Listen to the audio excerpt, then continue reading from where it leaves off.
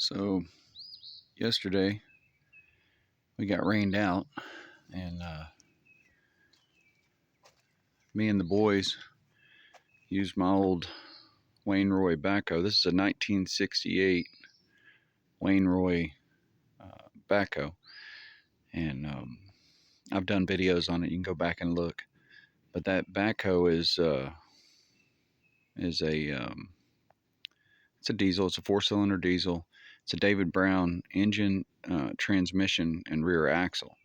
And they bought it as a crate unit and built a commercial backhoe on it. And they did that back in the 60s. Wainroy, I've heard, was one of the first, or if not the first, hydraulic backhoe company. So we used that. I got rained out on the job, and so I had this flatbed sitting on my 16-foot trailer. So we used it to the backhoe to pick up the flatbed. Now this bed is a dump, so it has a dump scissor right here that's strapped up with the big straps. This has the rollers on it for strapping down a load.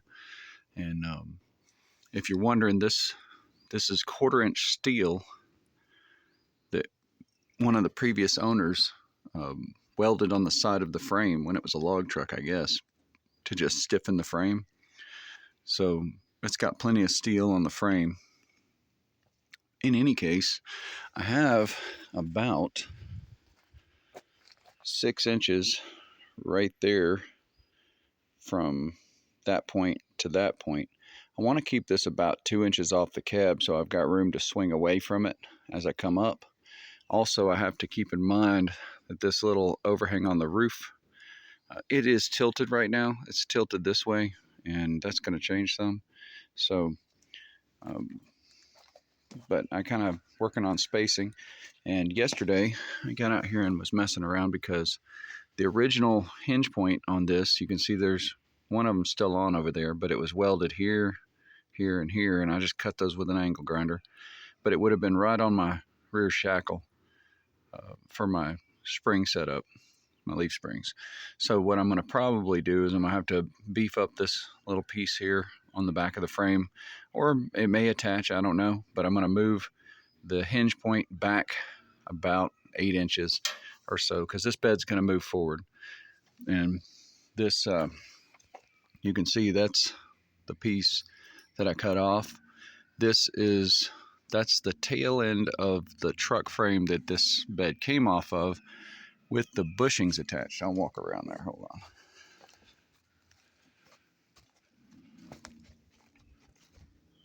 Yeah, so this is the axle. This looks like 1.5 inches steel bar. This is the pivot, and then this is the bushing, and this is the C channel that was the original truck frame. I think it was a Mitsubishi or something like that, or Chevy or something. In any case, this is the other part of that, and I'm going to probably, this one has a grease fitting right here that I'm going to take out, but I'm going to probably add a grease fitting if it doesn't have one on the outside bushing as well, on both of them. So I'll have an inner and an outer grease fitting, because this was seized. It was all galled in there, but it's been sitting on the ground. This is a factory bed. This is a Godwin bed, and somebody has cut this out. I imagine, I was looking at it, I imagine their hitch probably sat higher than mine's gonna, and they tilted down and it was hitting the hitch, so they ducked, just bobbed it out. So I'll probably, if this doesn't hit my hitch, I'll weld this back in and bend this all straight. But this is a, I don't even know what the model number is on it, but see, it has the tie downs, and let's see here. That's the manufacturing plate, and the scissor for the with the cylinder. You can see the cylinder up in there. See, it's got a Godwin Manufacturing plate on it as well. But this was a chore. This is a heavy bed. I'll probably, you can see my window is significantly higher than the window that, the window opening. So what I'm probably going to do is I'm probably going to cut this bed off right at the bottom of that window opening right here, so I can see out my window. And then I'll bob these corners at an angle, and I'll take and dress it up all the way across there. And that's all the capacity I need anyway. I don't need, 4-foot tall sides on this. I'm going to use it as a work truck. I need to be able to put, I'll probably put some 1.5 foot high stake sides on it.